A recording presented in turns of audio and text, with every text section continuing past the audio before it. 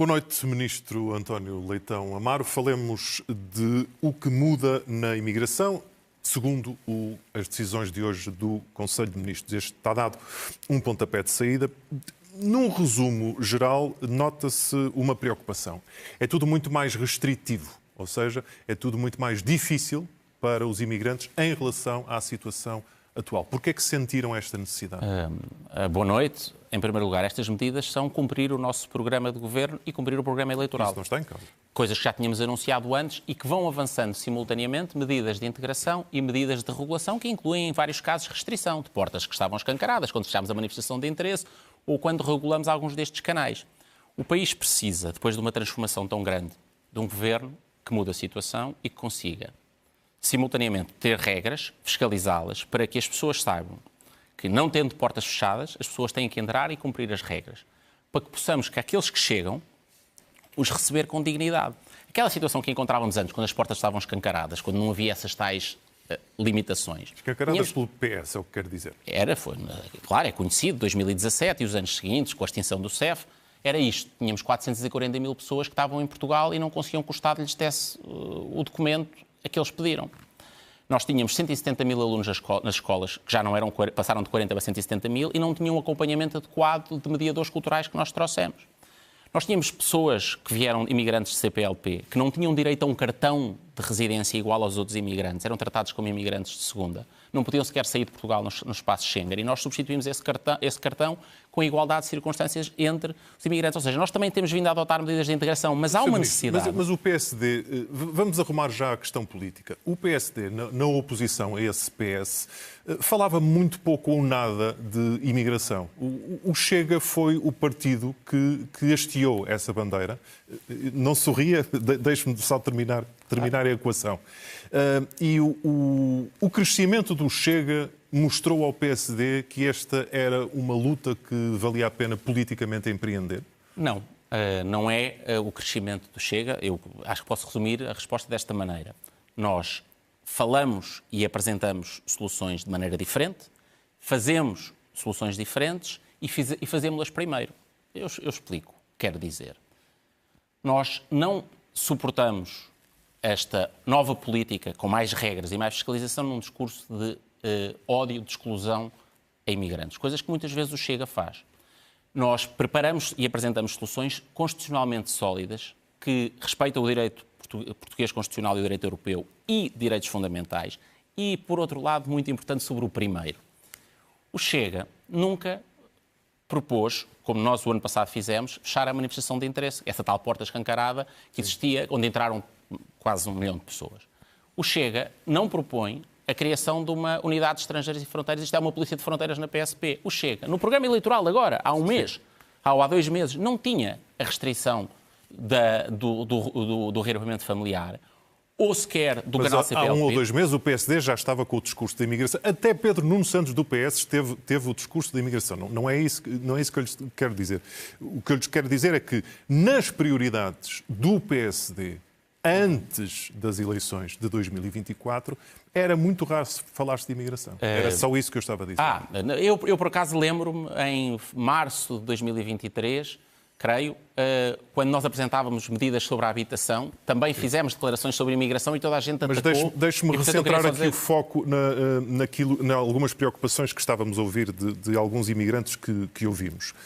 Portanto, antigamente, ou até agora, ao fim de 5 anos, podiam pedir a naturalização. E o Governo avança com 10 anos. E a sensação que eu tenho é que avança com 10 anos porque não pode avançar com 15 ou 20. Ou seja, a ideia é dificultar ao máximo esse processo ou não? Não. É tornar a ligação uma ligação mais efetiva, regressando a prazos que muitos países europeus adotam e que são diferentes. 7 anos mais curto para pessoas que falam de língua portuguesa, tipicamente têm uma ligação maior, já têm comunidades estabelecidas, a mesma raiz cultural, e 10 anos para os demais.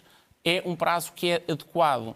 Repare, nós não queremos que a nacionalidade portuguesa seja nem uma transação, nem uma transição para estar aqui uns anos, ter nacionalidade portuguesa e depois ir para outro país europeu com liberdade de estabelecimento. Repare, porquê é que, e perguntava, e completo com a resposta à sua pergunta, à anterior também, porquê é que o Governo, se quiser o PSD e o CDS, têm falado mais em 23 e em 24 na imigração, porque foi exatamente entre 22 e 24 que a situação cresceu muito e nós percebemos que houve uma entrada sem preparar o Estado, que estava a deixar os imigrantes que vinham em situação muito frágil e que estava a deixar os serviços do Estado numa situação de sobrelotação. Portanto, era preciso pôr regras e ordem nessa dimensão, preservar a coesão social, tratar melhor quem cá chega, e é importante dizer isso.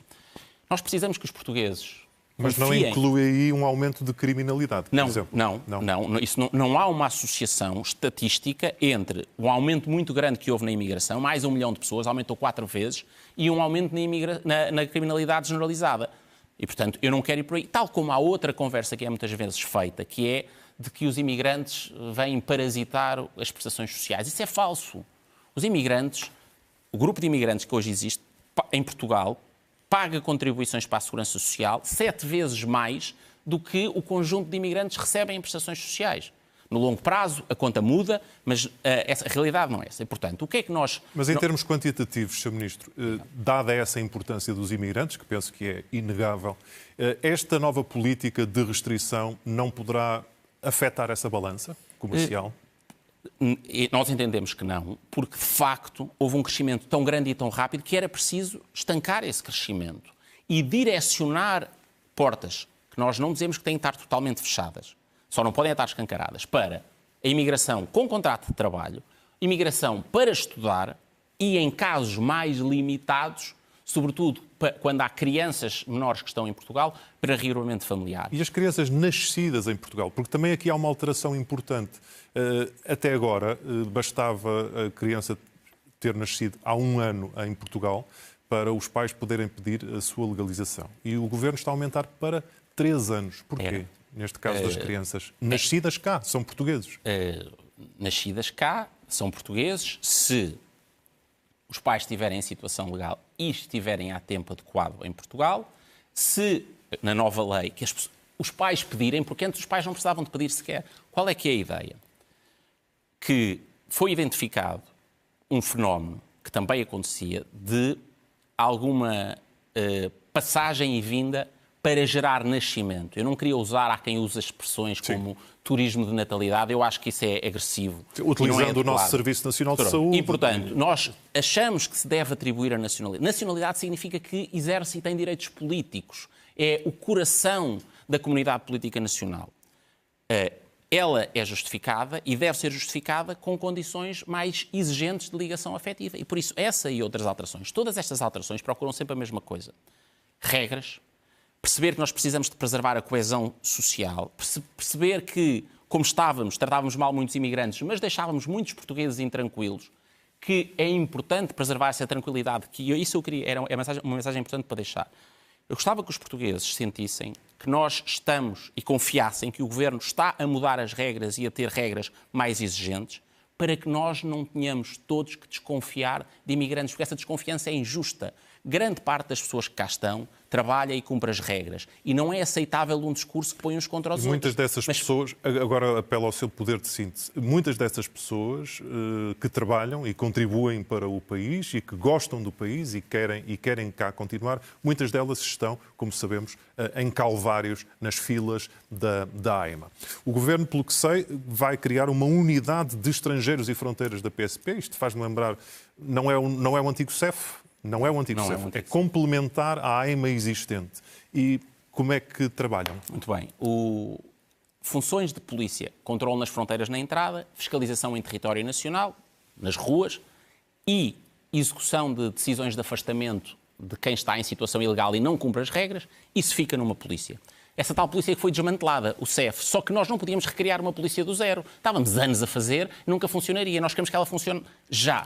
Pronto. E, portanto, isso são as funções policiais típicas de uma polícia de fronteiras, ficam na PSP. E como é que melhora a AIMA? A AIMA, nós já melhorámos. Deixe-me dizer-lhe, nós quando chegámos tínhamos 1 milhão de casos atrasados, entre os 440 mil das manifestações de interesse e mais de 500 e tal mil de renovações, de pedidos de CPLP e outras autorizações. Nós multiplicámos por 7 os atendimentos. O Estado, antes, há 1 ano e pouco, atendia 800 pessoas por dia. Neste momento consegue atender 6 mil pessoas por dia espalhadas pelo país inteiro. Quando é que nós ouvimos a dizer que o Estado multiplicou em poucos meses por 7 a sua capacidade? Por isso é que nós já conseguimos, daquele 1 milhão, atender metade, com exigência. Porque das manifestações de interesse, metade foi aprovado, cerca de metade foi rejeitado porque não cumpria os requisitos, incluindo razões de segurança. E quem não cumpre as regras tem que ser afastado. Mas ainda há muitos processos para escoar. Rodrigo, é isso que lhe digo, aos outros 500. E nós dizemos outra vez aos portugueses, mas também aos imigrantes, confiem que nós estamos a fazer o nosso trabalho, nós estamos a mudar a política, trazer mais regras e mais exigência, mas tratar as pessoas com dignidade. Se conseguirmos fazer isto, mantendo a coesão social, a confiança nesta mudança, as pessoas podem confiar mais umas nas outras. E não temos que dar espaço àqueles radicalismos que querem pôr uns contra os outros, querem atribuir à cor da pele ou à religião um fator de desconfiança, de raiva, de ódio. Isso não é o país que nós queremos. Nós queremos um país onde as pessoas se respeitam, têm que respeitar as regras e quem vem tem deveres de respeitar, de trabalhar, de respeitar a igualdade, designadamente a das mulheres e a das crianças, tem deveres de se querer integrar também, de aprender a língua portuguesa. E os portugueses têm o direito a sentir que o seu governo e as suas autoridades estão em controle da situação. Isso significa controlar mais as entradas, como estamos a fazer, controlar mais a nacionalidade para que ela seja efetiva e não um incentivo de passagem, controlar mais em território nacional com ações de fiscalização no terreno, como a Polícia de Estrangeiros e Fronteiras, como é a PSP, mas também ter mais medidas de integração, documentar quem cumpre as regras, afastar quem não cumpre, dar apoio às crianças, às tais 170 e tal mil crianças que estão nas escolas, que muitas não falam português e que precisam de um apoio adicional a aprender a língua e um ajustamento no seu processo educativo. Se nós conseguirmos fazer isso, regular, ao mesmo tempo que reforçamos a integração, conseguimos tratar melhor todos. Os portugueses, que às vezes estão céticos e receosos a olhar para aquilo que aconteceu, note o seguinte: nós vivemos em Portugal, em 7 anos, a maior transformação demográfica da nossa história que nos lembramos, recente, do último século e meio.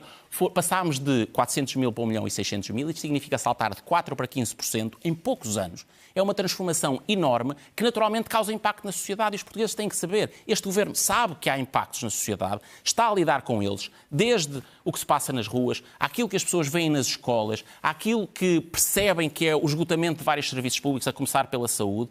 E nós temos que fazer isto não com uma resposta de raiva e de uns contra os outros, mas regulando as entradas e moderando as entradas adicionais e tratando bem portugueses e estrangeiros que cá estão. António Leitão Amaro, agradeço a sua presença no Jornal da Noite. Muito obrigado.